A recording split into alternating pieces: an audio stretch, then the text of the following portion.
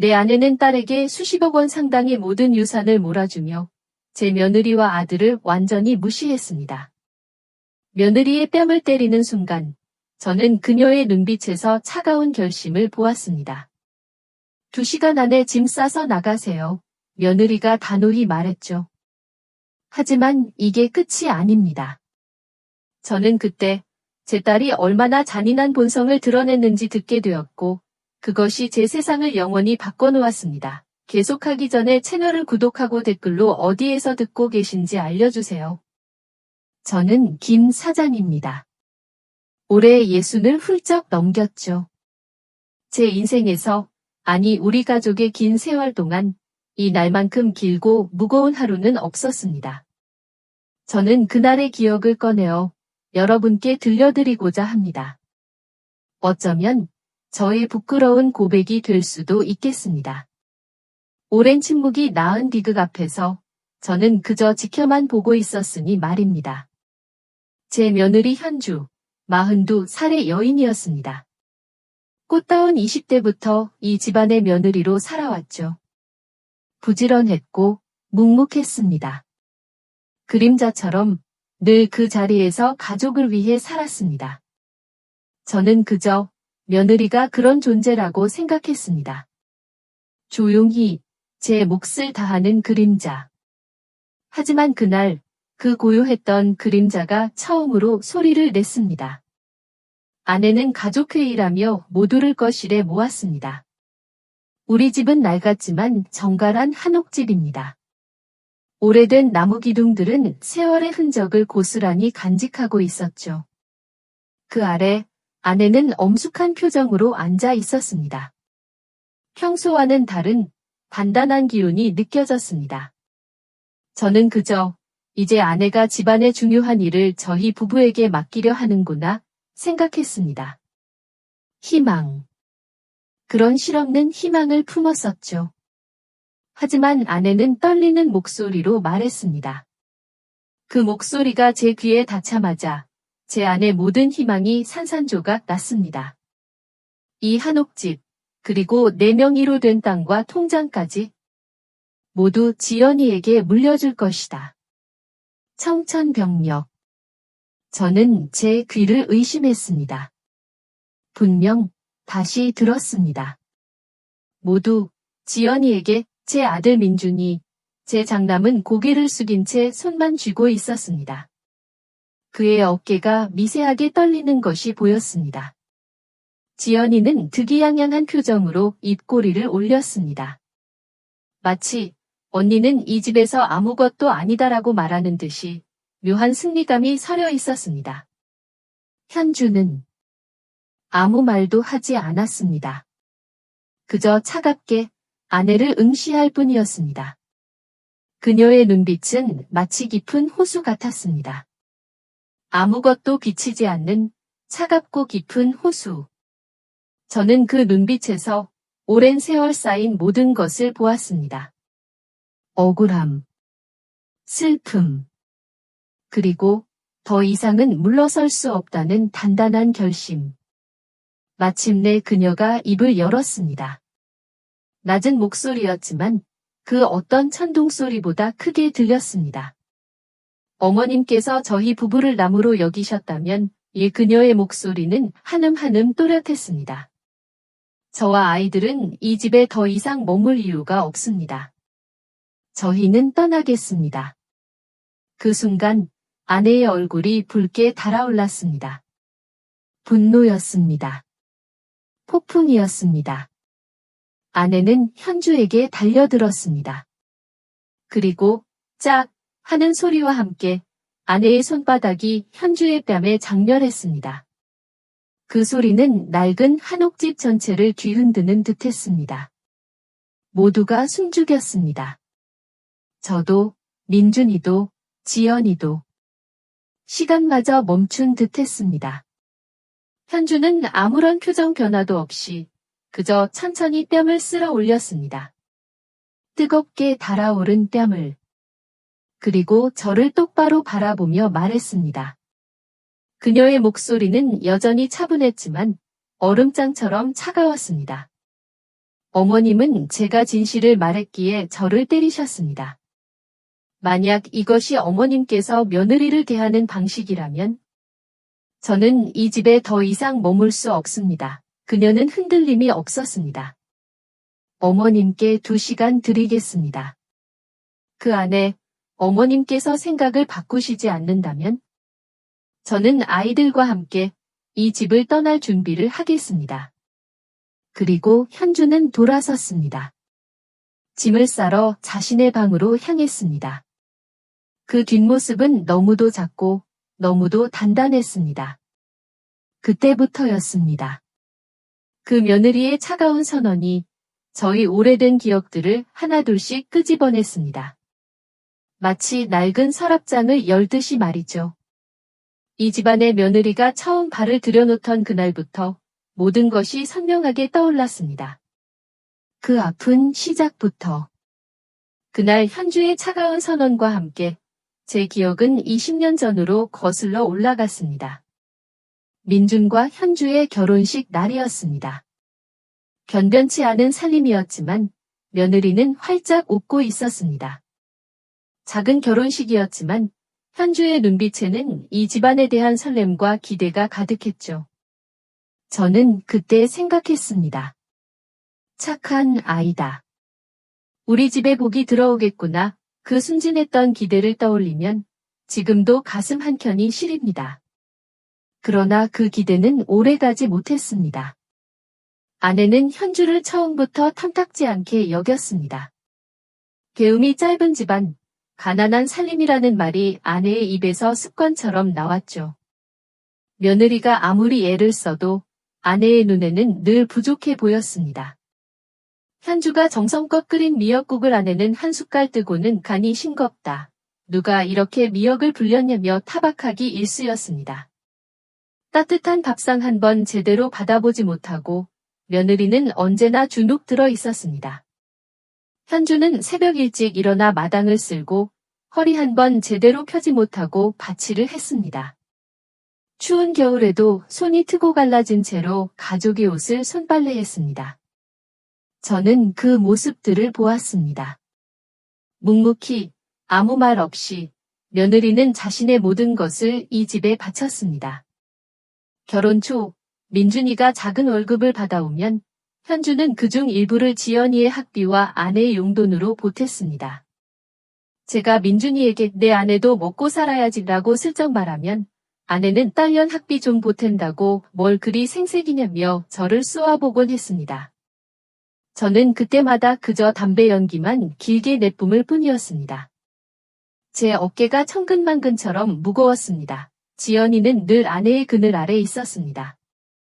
학업을 핑계로 집안일은 손 하나 까딱하지 않았고 아내는 그런 지연이를 감쌌습니다.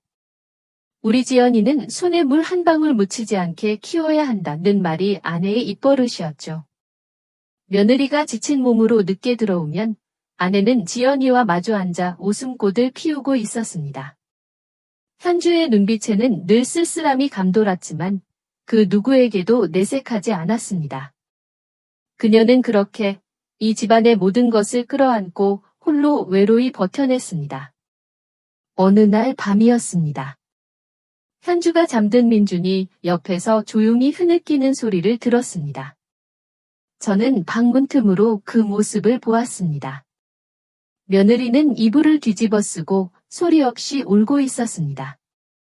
제 가슴이 아려왔지만 저는 그 문을 열지 못했습니다. 감히 제가 그 문을 열 자격이 없다고 생각했습니다. 그저 밤늦도록 거실에 앉아 차가운 방바닥만 어루만졌을 뿐입니다. 내가 그때 말을 했어야 했는데 그런 후회만 가득했습니다. 아내는 며느리에게 한 번도 따뜻한 말을 건넨 적이 없었습니다. 며느리라는 이름 뒤에 숨겨진 한 사람의 존중. 아내는 그것을 망각한 채 살아왔습니다. 며느리가 아무리 좋은 음식을 차려도 내 친정에서는 이렇게 먹었냐며 비꼬았습니다. 제사상에 올릴 음식 하나에도 내가 뭘 안다고 나서냐며 타박했습니다. 현주는 모든 것을 묵묵히 받아들였습니다. 그 묵묵함이 어쩌면 아내를 더 큰 독선으로 이끌었는지도 모릅니다. 민준이도 마찬가지였습니다. 아내의 편애와 현주에 대한 냉대가 심해질수록 민준이는 저처럼 침묵하는 것을 선택했습니다. 그는 가끔 저에게 와서 아버지, 어머니가 현주에게 너무 하시는 것 같아요 라고 말했지만 아내 앞에서는 한마디도 하지 못했습니다. 제가 현주에게 괜찮으냐고 물으면 그녀는 언제나 밝게 웃으며 네, 아버님. 괜찮아요 라고 답했습니다. 하지만 저는 알았습니다. 그 웃음 뒤에 얼마나 많은 상처와 외로움이 숨겨져 있는지를. 민준이는 그런 아내를 위해 해줄 수 있는 것이 거의 없었습니다. 그저 밤늦게 현주의 손을 말없이 잡아주는 것, 그것이 그가 할 수 있는 전부였습니다. 그렇게 20년이 흘렀습니다. 현주는 그렇게 이 집안의 며느리로, 아내로, 그리고 아이들의 어머니로 살았습니다. 그녀의 20대는 온전히 이 집안의 그늘 아래 있었습니다. 그리고 그 세월의 끝에 아내의 따귀가 현주의 뺨에 다시 한번 장렬했습니다. 과거의 모든 상처가 한꺼번에 터져나오는 듯한 그런 따귀였습니다. 저는 그날 밤 며느리의 차가운 선언을 듣고서야 제가 얼마나 오랫동안 그 고유한 그림자의 비명을 외면했는지 깨달았습니다. 제 가슴이 찢어지는 듯했습니다. 그 아내의 따귀는 현주를 위한 것이 아니라 어쩌면 저와 민준이 그리고 아내 자신을 위한 경종이었는지도 모릅니다. 뺨에 선명하게 남아있는 며느리의 붉은 손자국. 그것은 지난 20년의 모든 불공정을 대변하는 듯했습니다. 지난 세월의 아픈 기억들이 제 머릿속을 스쳐 지나가는 동안 현주는 이미 자신의 방으로 들어간 뒤였습니다. 거실은 얼음장처럼 차갑게 식어 있었습니다. 아내는 여전히 분이 풀리지 않은 채 씩씩거리고 있었고 지연이는 당황한 기색이 역력했습니다. 민준이는 어쩔 줄 몰라 하며 제 눈치만 살피고 있었죠. 그때였습니다. 현주가 방에서 나왔습니다. 그녀의 손에는 아무것도 들려있지 않았지만 그녀의 눈빛은 그 어떤 무기보다 날카로웠습니다. 현주는 민준과 지연을 차례로 바라보았습니다. 그리고 다시 한번 자신의 결심을 확인시키듯 말했습니다. 2시간입니다. 제 결정은 변하지 않을 겁니다. 민준이가 다급하게 현주의 팔을 붙잡았습니다. 그의 목소리는 애처롭게 떨리고 있었습니다. 여보, 제발. 이러지 마. 아이들은 어떡하고. 내가 어머니께 잘 말씀드리게. 응, 그 말은 너무도 힘이 없었습니다. 20년 동안 그가 반복해온 공허한 약속이었습니다. 저는 그 모습을 보며 제 아들이 참으로 나약하다고 생각했습니다. 그리고 그 나약함은 어쩌면 저에게서 물려받은 것일지도 모른다고 생각했습니다. 지연이가 날카로운 목소리로 끼어들었습니다. 언니, 지금 뭐 하는 거예요? 재산 때문에 지금 연극하는 거잖아요. 어머니 앞에서 어떻게 그런 말을 할 수가 있어요? 그 말에는 가시가 돋쳐 있었습니다. 현주를 비난하며 자신은 아무 잘못이 없다는 듯이 말하는 그 뻔뻔함. 하지만 현주는 흔들리지 않았습니다. 오히려 지연이를 똑바로 바라보며 차분하게 말했습니다. 지연아, 내가 뭘 들었는지 아니? 그 말에 지연이의 얼굴이 순간 굳어졌습니다. 현주는 말을 이었습니다. 며칠 전 부엌에서 내가 어머니와 나누던 이야기, 내가 우연히 들었단다. 재산을 다 받고 나서 어머니를 모시는 건 곤란하다고 했지? 내 남편이 불편해할 거라고. 집이 좁아서 모실 공간도 없다고. 순간 거실의 공기가 완전히 얼어붙었습니다. 지연이의 얼굴은 새하얗게 질려 있었습니다. 아무 말도 하지 못하고 입술만 달싹이고 있었죠. 아내는 충격받은 표정으로 지연이를 바라보았습니다. 분노와 당혹감, 그리고 깊은 배신감이 뒤섞인 눈빛이었습니다. 저는 그때 알았습니다. 아내의 고집스러운 성격이 바로 그 순간에 처음으로 균열을 일으키기 시작했다는 것을. 현주는 아내를 향해 몸을 돌렸습니다. 그녀의 목소리에는 원망이 아닌 깊은 슬픔이 담겨 있었습니다. 어머님, 저는 재산을 탐내는 게 아닙니다. 저는 그저 저와 제 남편이 존중받는 따뜻한 가정을 원했을 뿐입니다. 그녀의 눈가에 눈물이 맺혔지만 결코 흘러내리지는 않았습니다. 어머님께서 그걸 주실 수 없다면 저는 제 힘으로 제 가정을 만들겠습니다. 제 아이들에게는 더 이상 이런 상처를 물려주고 싶지 않습니다. 그 말은 마치 비수처럼 저와 아내, 그리고 민준이의 가슴에 깊이 박혔습니다. 아내는 아무 말도 하지 못했습니다. 그저 떨리는 손으로 입을 막고 있었을 뿐입니다. 지연이는 고개를 숙인 채 더 이상 아무 말도 하지 못했습니다. 저는 그때 제 아내의 독선과 편애가 얼마나 큰 상처를 남겼는지, 그리고 그 상처가 우리 가족을 어떻게 무너뜨리고 있었는지 비로소 깨달았습니다. 현주의 그 단호한 선택은 단순히 집을 떠나겠다는 선언이 아니었습니다. 그것은 우리 모두에게 던지는 마지막 질문이었습니다. 우리는 과연 가족인가? 청취자 여러분, 오랜 세월 쌓인 억울함과 상처 끝에 현주는 시어머니의 편애 뒤에 숨겨진 딸의 이기적인 진실까지 드러내며 모두를 충격에 빠뜨렸습니다. 그녀의 이 단호한 결심이 과연 김 여사의 굳게 닫힌 마음을 움직일 수 있을까요? 아니면 이 가족은 정말로 뿔뿔이 흩어지게 될까요? 이 위태로운 상황에서 아들 민주는 과연 누구의 편에 서게 될까요? 그에게는 자신의 작은 가정을 지킬 용기가 있을까요? 여러분의 생각과 느낌을 아래 댓글로 공유해주세요. 채널 구독과 알림 설정을 잊지 마시고 이 긴장감 넘치는 이야기의 다음 편도 놓치지 마세요. 현주가 남긴 말의 무게에 거실은 깊은 침묵에 빠졌습니다. 잠시 후 현주는 아무 말 없이 방으로 들어갔습니다. 얼마 지나지 않아 저는 덜컹 하는 소리를 들었습니다. 낡은 여행 가방을 꺼내는 소리였습니다. 그 소리는 마치 이 집안의 끝을 알리는 종소리처럼 들렸습니다. 이제 더 이상 돌이킬 수 없다는 것을 알았습니다.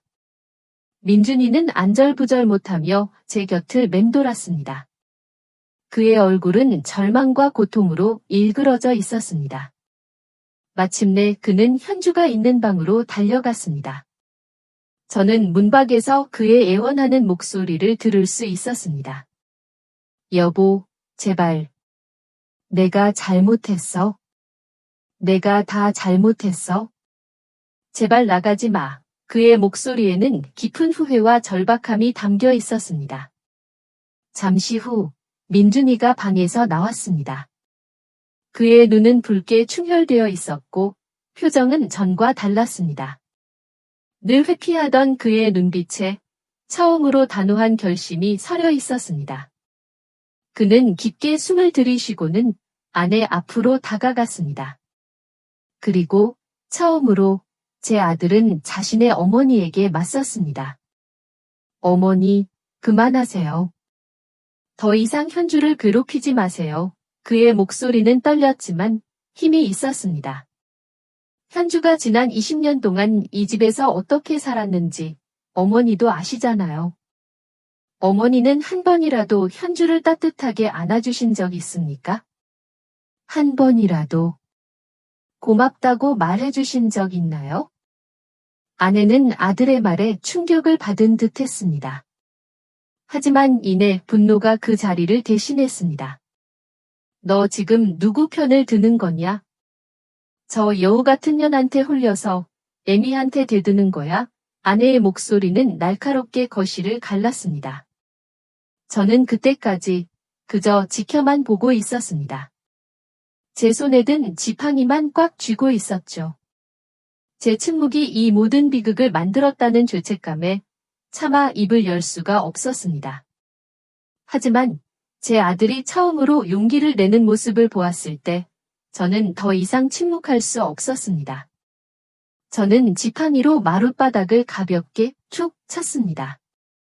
모두의 시선이 제게로 쏠렸습니다. 저는 천천히 그리고 무겁게 입을 열었습니다. 그만하게, 여보. 제 목소리는 낮고 조용했지만 그 어떤 고함보다 무겁게 울렸습니다. 아내는 놀란 눈으로 저를 바라보았습니다. 당신이 지금 뭘 하고 있는지 알고는 있는 게요. 저는 아내를 똑바로 바라보며 말했습니다. 재산이 그렇게 중요한가? 돈 몇 푼 때문에 이 집안의 체면을 다 깎아먹고 자식들 가슴에 대못을 박아야 속이 시원하겠소? 저는 잠시 숨을 골랐습니다. 그리고 말을 이었습니다. 우리가 평생 일궈온 것이 고작 이것뿐이었소? 돈 때문에 서로를 핥히고 상처 주는 꼴을 보려고 우리가 이렇게 늙어온 게 아니잖소. 당신이 지금 당신 손으로 이 집안의 기둥을 뽑고 있는 거요. 아내는 아무 말도 하지 못했습니다. 그녀의 얼굴에는 당혹감과 불안감이 스쳐 지나갔습니다. 늘 제 말에 토를 달던 아내였지만 그 순간만큼은 아무런 반박도 하지 못했습니다. 어쩌면 제 말 속에서 자신의 외로움을 보았는지도 모릅니다. 아내는 그저 저를 쳐다볼 뿐이었습니다. 그 고집스러운 눈빛이 처음으로 흔들리는 것을 보았습니다. 그때 방에서 현주가 나왔습니다. 그녀의 눈가에는 눈물 자국이 선명했지만 표정은 여전히 단호했습니다. 그녀의 시선이 저와 민준에게 잠시 머물렀습니다. 그 짧은 순간 저는 그녀의 눈빛에서 작은 희망의 불씨를 보았습니다. 아주 작고 희미했지만 분명히 타오르고 있는 불씨였습니다. 우리 가족에게도 아직 기회가 남아있을지 모른다는 그런 희망이었습니다. 제 말에 아내의 독선적인 태도는 한풀 꺾였습니다. 평생 자신만만했던 그 모습은 온데간데 없고 혼란스러운 기색이 역력했죠. 현주의 단호함과 제 일침에 아내는 비로소 자신이 고립되었다는 것을 느꼈을 겁니다. 하지만 폭풍은 아직 끝나지 않았습니다.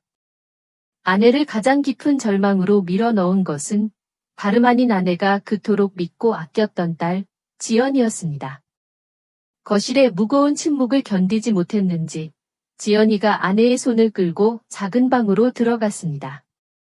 아마도 둘만의 대화가 필요하다고 생각했겠죠. 저는 그저 마루에 앉아 굳은 표정으로 마른 담배만 태우고 있었습니다. 민준이는 착잡한 얼굴로 마당만 내려다보고 있었죠. 그때였습니다.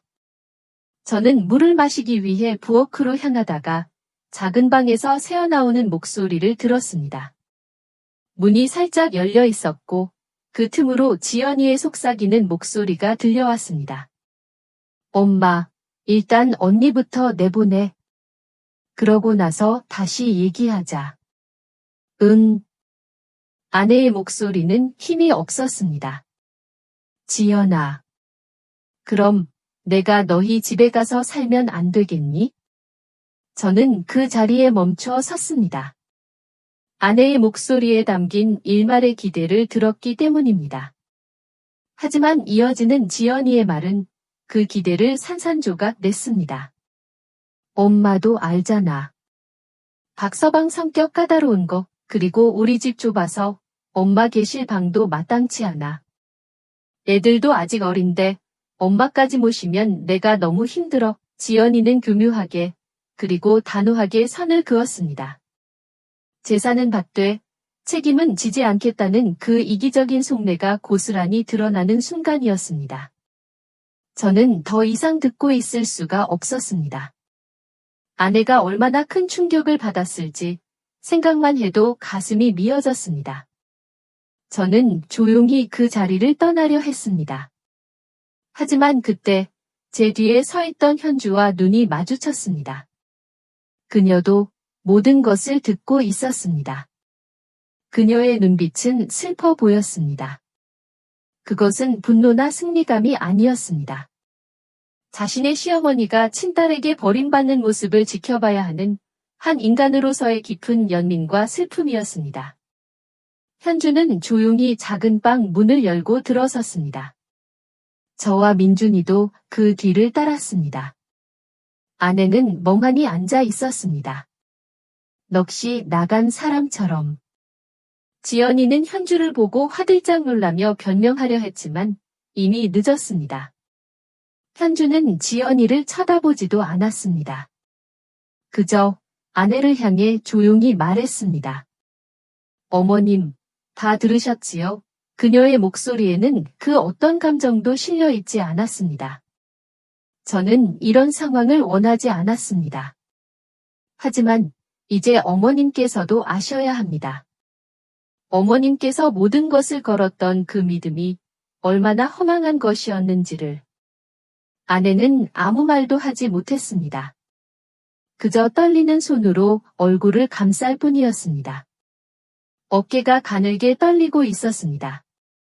평생을 기세등등하게 살아온 한 여인이 무너져 내리는 순간이었습니다. 민준이는 그 모습을 보며 입술을 깨물었고 그의 눈에는 분노와 슬픔이 뒤섞여 있었습니다. 바로 그때였습니다. 창밖에서 후두둑 소리가 나기 시작했습니다. 굵은 빗방울이 마당의 흙바닥을 때리는 소리였습니다. 마치 우리 가족의 비극을 위로하듯 하늘이 대신 울어주는 것만 같았습니다. 빗소리는 점점 거세졌고 집안의 무거운 침묵을 더욱 깊게 만들었습니다. 저는 그 빗소리를 들으며 생각했습니다. 이 길고 긴 폭풍우가 과연 멎을 수 있을까? 그날 이후 우리 집은 폭풍의 눈 한가운데에 놓인 듯했습니다. 현주는 짐을 싸지는 않았지만 그녀의 결심은 여전히 단호했습니다. 집안에는 무거운 침묵만이 감돌았죠.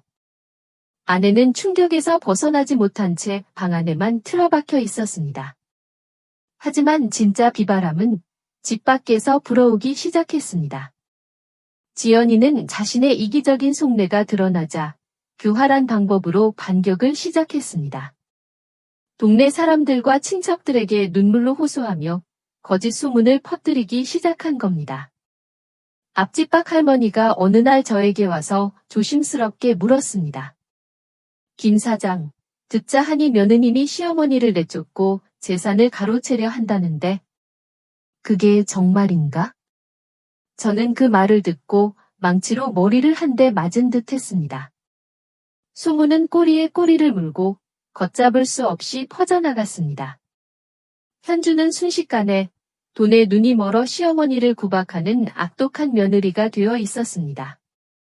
현주가 시장에라도 나갈 때면 사람들은 뒤에서 수군거리며 손가락질을 했습니다. 저는 그 모습을 보며 제 가슴이 타들어가는 것 같았습니다. 20년간 묵묵히 희생해온 며느리가 어찌 이런 억울한 누명을 써야 한단 말입니까? 민준이는 분노를 참지 못했습니다. 아버지, 제가 가서 지연이 버르장머리를 고쳐놓겠습니다. 어떻게 현주한테 이런 짓을 할 수가 있습니까? 아들의 눈에는 불꽃이 튀었습니다. 예전에 나약했던 모습은 온데간데 없었죠. 하지만 현주가 그런 민준이를 말렸습니다. 여보, 진정해요. 지금 당신이 나서면 저 사람들은 우리를 더 오해할 거예요. 괜찮아요. 저는 견딜 수 있어요. 현주는 굳건했습니다. 그녀는 사람들의 차가운 시선 속에서도 묵묵히 자신의 자리를 지켰습니다. 하지만 저는 알고 있었습니다. 그녀의 마음속에 얼마나 큰 폭풍이 몰아치고 있는지를. 밤늦도록 잠 못 이루고 거실을 서성이는 그녀의 그림자를 저는 여러 번 보았습니다. 아내도 그 소문을 들었습니다. 처음에는 망할년, 감히 내 얼굴에 똥칠을 해, 라며 분노했지만 시간이 지날수록 아내의 얼굴에는 수치심과 회한이 드리워졌습니다. 자신의 편애와 독선이 결국 딸의 손에 의해 온 동네의 웃음거리로 전락했다는 사실을 깨달았기 때문입니다. 어느 날 밤, 아내는 저에게 말했습니다. 여보, 내가 잘못한 거요. 그 목소리는 너무도 작고 너무도 힘이 없었습니다. 저는 아내의 손을 조용히 잡아주었습니다. 이제라도 알았으면 됐소? 체면이 중요한 게 아니오. 무엇이 옳은지 그걸 생각해야지. 아내는 제 손을 잡은 채 소리 없이 눈물만 흘렸습니다. 그날 밤 현주가 저를 찾아왔습니다. 그녀는 결심한 듯한 표정으로 말했습니다. 아버님, 제가 지연이를 만나고 오겠습니다. 저는 말없이 고개를 끄덕였습니다. 이제 더 이상 며느리 혼자 싸우게 할 수는 없었습니다. 이 비바람은 우리 가족 모두가 함께 맞서야 했습니다. 현주가 지연이를 만나러 가는 그 길이 어쩌면 이 길고 긴 폭풍을 멈추게 할 유일한 길일지도 모른다고 저는 생각했습니다. 다음 날 오후, 현주는 결심한 듯 지연이의 집으로 향했습니다. 민준이가 함께 가겠다고 했지만 현주는 고개를 저었습니다. 이건 여자들끼리 풀어야 할 문제예요. 그 말에는 단단한 힘이 실려 있었습니다. 저는 그저 며느리의 뒷모습을 묵묵히 지켜볼 뿐이었습니다. 얼마 후 현주가 돌아왔습니다. 그녀의 얼굴은 지쳐 보였지만 눈빛은 그 어느 때보다 또렷했습니다. 현주는 저와 아내, 그리고 민준이가 모인 자리에서 차분하게 있었던 일을 이야기했습니다. 현주가 지연이의 집에 도착했을 때 문틈으로 지연이와 그 남편 박서방의 목소리가 들렸다고 합니다. 지연이는 의기양양하게 웃으며 말하고 있었습니다. 걱정 마, 여보. 서류는 이미 다 내 이름으로 되어 있어. 언니는 평생 남이야. 아무리 발버둥 쳐도 소용없어. 그 말을 듣는 순간 현주는 더 이상 망설이지 않았다고 합니다. 그녀는 조용히 문을 열고 들어갔습니다. 놀란 지연이와 박서방 앞에서 현주는 조용히 소파에 앉았습니다. 그리고 화를 내는 대신 차분하게 물었다고 합니다. 지연아, 내 양심에 한번 물어보렴. 내가 동네 사람들에게 퍼뜨린 그 말들이 정말 사실이니? 내가 어머니를 내쫓고 재산을 탐내는 그런 사람으로 보이니? 지연이는 잠시 당황했지만 이내 비웃으며 대꾸했다고 합니다. 양심. 언니가 나한테 양심을 가르치려 들어? 서류가 진실이야. 이 집, 이 땅, 다 내 거야. 언니는 상관할 권리가 없어. 박서방도 옆에서 거들며 당장 나가라고 소리쳤다고 합니다. 현주는 그 자리에서 일어나 마지막으로 지연이에게 경고했다고 합니다. 그래, 서류는 내 손에 있겠지. 하지만 진실은 언젠가 밝혀지기 마련이야. 나는 이 문제를 법적으로 해결할 수도 있어. 하지만 나는 이 가족이 완전히 망가지는 건 원치 않아. 너에게도 아직 바로잡을 기회는 있어. 하지만 내가 계속 이런 식으로 나온다면 더 이상 우리 사이에 남은 정은 없을 거야. 현주는 그 말을 남기고 돌아섰다고 합니다. 뒤에서 지연이와 박서방이 당황하며 소리치는 소리가 들렸지만 뒤돌아보지 않았다고 했습니다.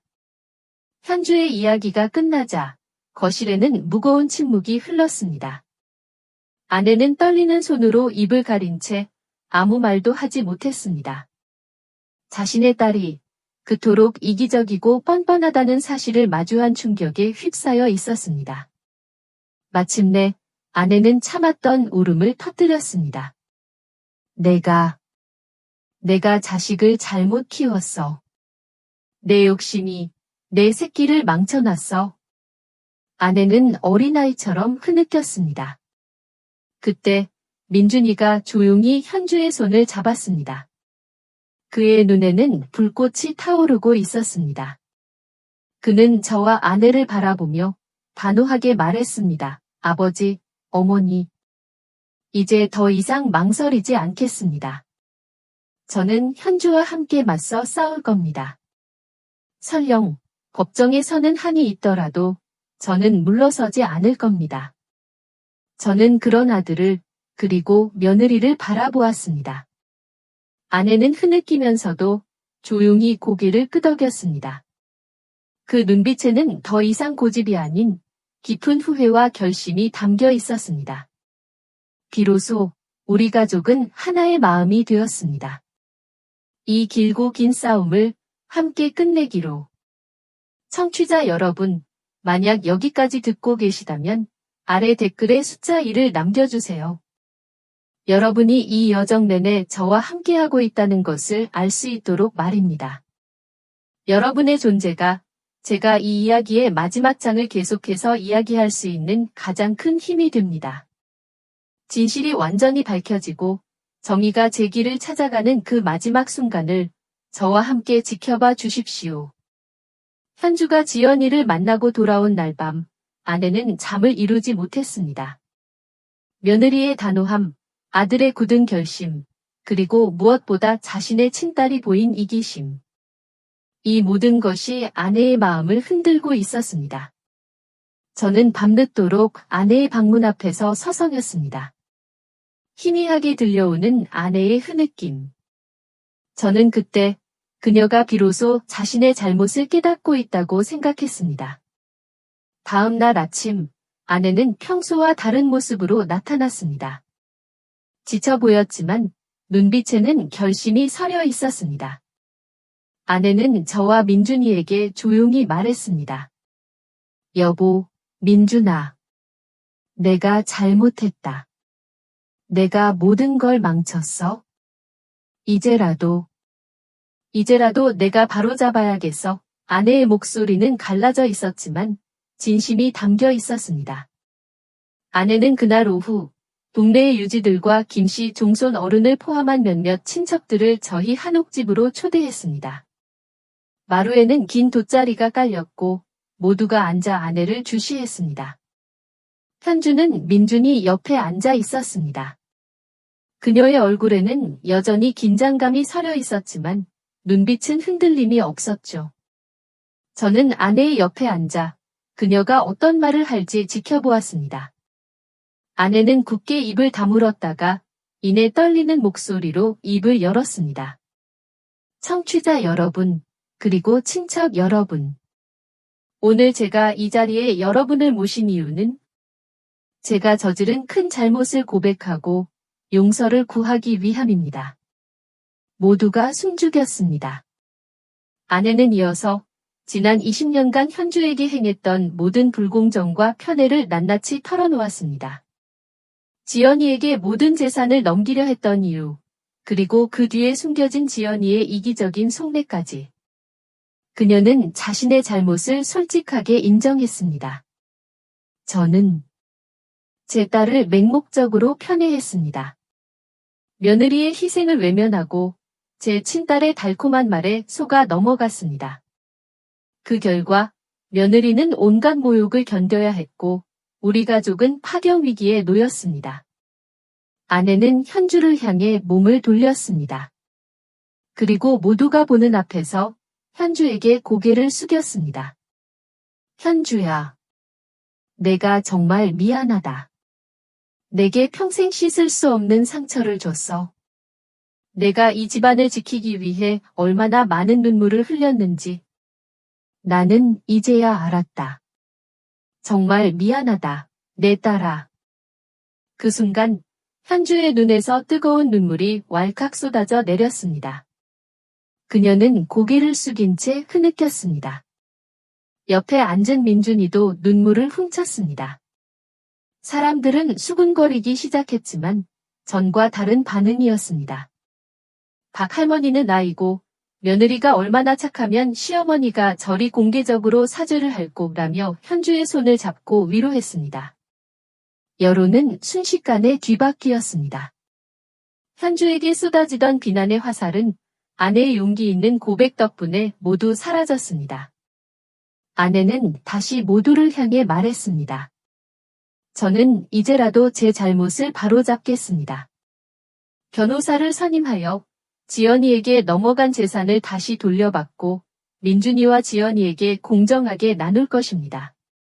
며느리가 이 집안을 지켜온 공로를 이제는 제가 인정하겠습니다. 민준이가 아내의 옆으로 다가와 아내의 어깨를 굳게 잡았습니다. 어머니, 제가 돕겠습니다. 어떤 어려움이 있더라도 현주와 함께 어머니의 결정을 따르겠습니다.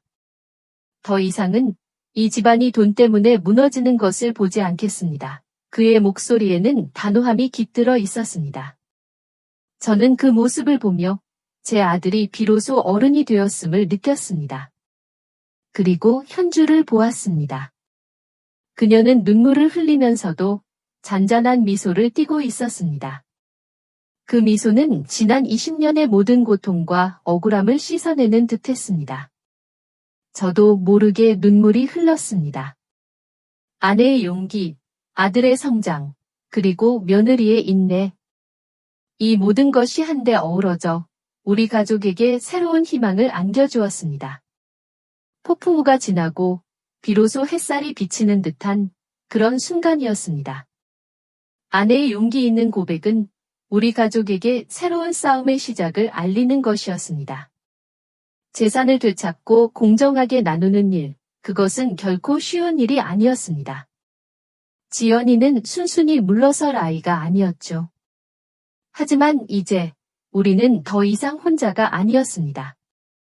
저와 아내, 민준이, 그리고 현주는 함께 법무법인을 찾았습니다. 권 변호사는 냉철하고 침착하게 우리의 이야기를 들어주었습니다. 그는 서류상으로는 재산이 이미 지연이에게 넘어갔기에 상황이 복잡하다고 했습니다. 하지만 아내가 재산 이전 당시 정신적으로 취약했거나 지연이의 강압적인 영향이 있었다는 것을 입증할 경우 혹은 부모 봉양을 전제로 한 증여였음을 증명할 수 있다면 되돌릴 가능성이 있다고 설명해 주었습니다. 권 변호사의 말을 들으며 저희는 희망과 동시에 막막함을 느꼈습니다. 하지만 아내는 흔들리지 않았습니다. 제가 직접 나서서 증언하겠습니다. 제가 속았고 제 욕심이 만든 결과입니다. 아내의 눈빛에는 확고한 결심이 서려 있었습니다. 지연이와 그 남편 박서방은 예상대로 완강하게 반대했습니다. 그들은 변호사를 선임하고 우리에게 내용 증명을 보내는 등 모든 수단을 동원해 재산을 지키려 했습니다. 지연이는 심지어 민준이에게 전화해서 오빠까지 어머니와 언니에게 홀려서 미쳤냐며 악을 썼습니다. 민준이는 더 이상 예전의 나약한 아들이 아니었습니다. 그는 현주를 굳게 지지하며 지연아, 내가 잘못한 거야. 이제라도 인정하고 돌아와 라고 단호하게 말했습니다. 우리는 증거를 모으기 시작했습니다. 현주가 우연히 들었던 지연이와 아내의 대화 내용. 동네 박할머니와 다른 친척들의 증언은 아내가 얼마나 오랫동안 현주를 무시했고 지연이를 편애했는지, 그리고 지연이가 재산을 받고도 봉양을 거부하려 했는지를 명확히 보여주었습니다. 현주가 지난 20년간 묵묵히 작성해 온 가계부와 집안일 기록들도 며느리의 헌신을 증명하는 자료가 되었습니다. 그녀의 통장에서 지연이의 학비와 아내의 용돈으로 나간 기록들도 빼놓지 않았습니다. 현주는 자신의 삶을 증명하듯 꼼꼼하게 모든 것을 기록해 왔더군요. 저는 그 기록들을 보며 다시 한번 며느리의 깊은 상처를 느꼈습니다. 가족 간의 화해 시도도 있었습니다. 하지만 지연이는 끝까지 양보하지 않았습니다. 그녀는 내 재산은 내가 지킬 거야. 언니랑 엄마가 나를 궁지로 몰아넣으려 한다며 오히려 저희를 비난했습니다. 박서방 역시 법대로 해라라며 강경한 태도를 고수했습니다. 시간은 더디게 흘렀습니다. 서류를 준비하고 증인을 만나고 법률 자문을 받는 과정은 지치고 힘들었습니다. 민준이는 자신의 사업도 뒷전으로 미루고 이 일에 매달렸습니다. 그는 매일 밤늦게까지 변호사와 통화하고 필요한 서류들을 챙겼습니다. 현주는 그런 민준이에게 따뜻한 밥상을 차려주고 지친 그를 다독였습니다. 그녀는 변함없이 굳건했습니다. 이제 민준이의 어깨는 더 이상 좁고 나약하지 않았습니다. 그는 진정으로 이 집안의 기둥이 되어가고 있었습니다. 상황이 극에 달했습니다. 우리는 소송을 제기할 준비를 마쳤습니다. 아내는 딸과의 법정 싸움이 아프다고 했지만 현주에게 그리고 민준이에게 공정을 찾아줘야 한다며 결코 물러서지 않았습니다. 그때 박서방이 지연이를 찾아갔습니다. 그는 이대로 가면 지연이의 명예도 자신들의 가정도 위험해진다는 현실적인 조언을 했다고 합니다. 아마도 그 또한 이 길고 긴 싸움에 지쳐가고 있었을 겁니다. 그리고 어느 날 지연이가 다시 아내를 찾아왔습니다. 그녀의 얼굴은 초췌했고 눈은 부어 있었습니다. 엄마, 제발 이렇게까지 해야 해? 내가 미안해. 정말 미안해. 지연이는 무릎을 꿇고 울었습니다. 아내는 그런 딸의 모습을 보며 눈물을 흘렸습니다. 지연아, 나는 내가 돈 때문에 가족을 버리는 아이로 자라길 원치 않았다. 내 딸아. 나는 그저 내가 진정한 가족의 의미를 알기를 바랐을 뿐이야. 아내의 목소리는 슬펐지만 그 안에는 딸을 향한 마지막 애정과 그리고 분명한 단호함이 담겨 있었습니다. 폭풍이 잦아드는 소리가 들리는 듯했습니다. 지연이가 아내에게 무릎 꿇고 용서를 빌던 날, 비로소 길고 길었던 폭풍우가 잦아들기 시작했습니다. 소송까지 가는 험난한 과정은 피할 수 없었지만 지연이는 결국 합의했습니다. 수차례의 협상 끝에 권 변호사의 조언과 저희 가족의 간절한 설득으로 재산은 공정하게 재분할되었습니다.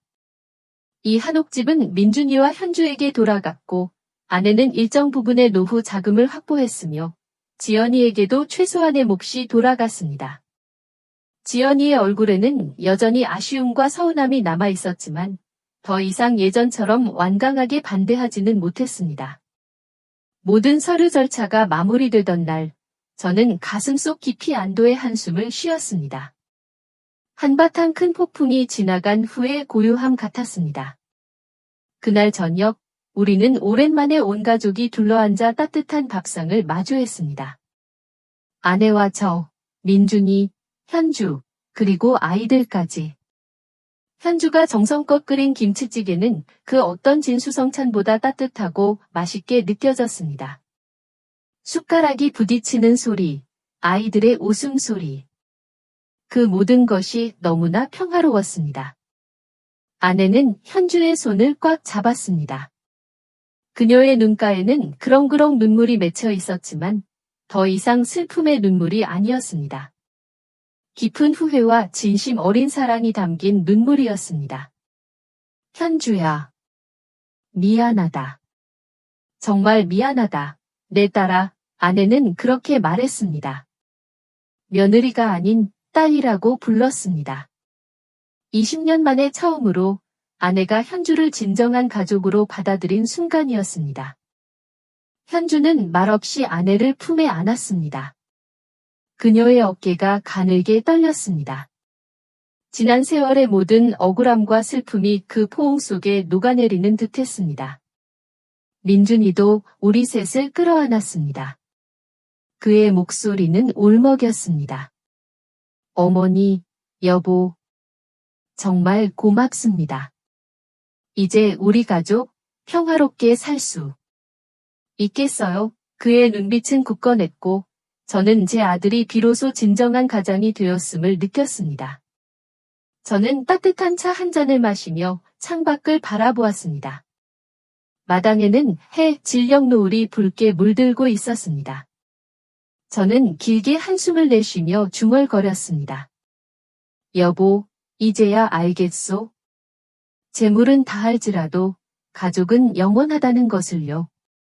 우리는 참으로 멀리 돌아왔소. 아내는 제 말에 고개를 끄덕이며 현주의 손을 놓지 않았습니다. 지연이는 그 후로 저희 집에 자주 오지 않았습니다. 가끔 명절에 얼굴을 비치거나 어버이날에 전화 한 통 하는 정도였습니다. 그녀의 얼굴에는 여전히 어딘가 서운함이 묻어 있었지만 저는 더 이상 그녀를 미워하지 않았습니다. 아내도 그랬습니다. 우리는 지연이가 스스로 무엇이 진정한 가치인지 깨닫기를 기다렸습니다. 치유에는 시간이 필요하다는 것을 알았기 때문입니다. 이 긴 이야기를 통해 저는 여러분께 몇 가지 교훈을 드리고 싶습니다. 제가 겪고, 보고, 느낀 모든 것을 통해서 말입니다. 첫째, 부모님께 드리는 교훈입니다. 사랑은 공정해야 합니다. 자녀에 대한 편애는 마치 썩은 뿌리처럼 가정을 병들게 합니다. 물질적인 재산보다 모든 자녀에게 베푸는 진심 어린 사랑과 공정함이 진정으로 물려줄 유산입니다. 잘못을 인정하고 용서를 구하는 용기.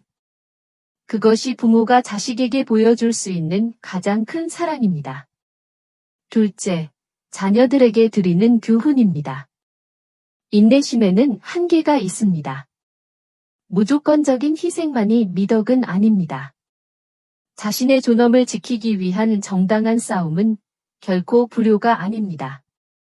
오히려 자신과 가족을 위한 용기 있는 행동이죠. 그리고 배우자는 당신의 동반자입니다. 그들의 아픔을 외면하지 말고 함께 어려움에 맞설 용기를 가지세요. 또한 권리는 언제나 책임과 함께합니다. 탐욕의 눈이 멀어 책임을 회피한다면 결국 고통은 자기 자신에게 돌아올 것입니다. 마지막으로 현대 사회의 인간 본성에 대한 교훈입니다. 물질의 유혹은 때로 가족이라는 가장 소중한 가치를 흔들어 놓습니다. 사람들은 종종 체면과 소문에 갇혀 진실을 외면하곤 합니다. 하지만 결국 진심은 통하고 정의는 밝혀집니다. 희망은 항상 존재합니다. 사람은 변할 수 있고 무너진 관계도 다시 회복될 수 있습니다. 진정한 행복은 으리으리한 집이나 쌓여있는 돈이 아니라 사랑과 존중이 가득한 따뜻한 밥상 위에 있다는 것을 잊지 마십시오. 마당에 드리워진 노을은 더 짙어졌고 저녁 식사를 알리는 아이들의 제잘거리는 소리가 들려왔습니다. 저는 현주의 손을 다시 한번 잡았습니다. 따뜻했습니다. 지난 모든 고통이 거짓말처럼 사라지는 듯한 그런 온기였습니다. 저는 이 집안에 드디어 평화가 찾아왔음을 직감했습니다. 길고 긴 폭풍 우 끝에 비로소 찾아온 고요함. 그것은 참으로 값진 것이었습니다. 김 사장님의 이야기는 여기서 막을 내립니다. 사랑하는 청취자 여러분, 오늘 들으신 이 이야기는 여러분의 마음에 어떤 울림을 주었나요? 여러분은 며느리 현주의 결정에 대해 어떻게 생각하시나요? 만약 여러분이 현주의 입장이었다면, 혹은 김 사장님이나 김 여사의 입장이었다면, 과연 어떤 다른 선택을 하셨을까요? 여러분의 소중한 생각과 감정을 댓글로 자유롭게 나눠주세요. 저는 언제나 여러분의 한 말씀 한 말씀에 귀 기울이고 있습니다. 오늘 이야기가 여러분에게 깊은 생각이나 따뜻한 감동을 주었다면 주저하지 말고 좋아요를 눌러주세요. 그리고 이 이야기가 꼭 필요한 분, 혹은 이 이야기에 감동받을 만한 분이 있다면 주저하지 말고 공유해주세요. 또한 앞으로 이어질 우리 삶의 숨겨진 이야기들을 놓치지 않으려면 지금 바로 구독 버튼을 누르고 알림 설정을 잊지 마세요. 다음 이야기에 다시 만나 뵙기를 바랍니다. 그리고 어쩌면 다음번에는 바로 여러분의 이야기가 우리 모두에게 깊은 교훈과 감동을 선사할지도 모르겠습니다.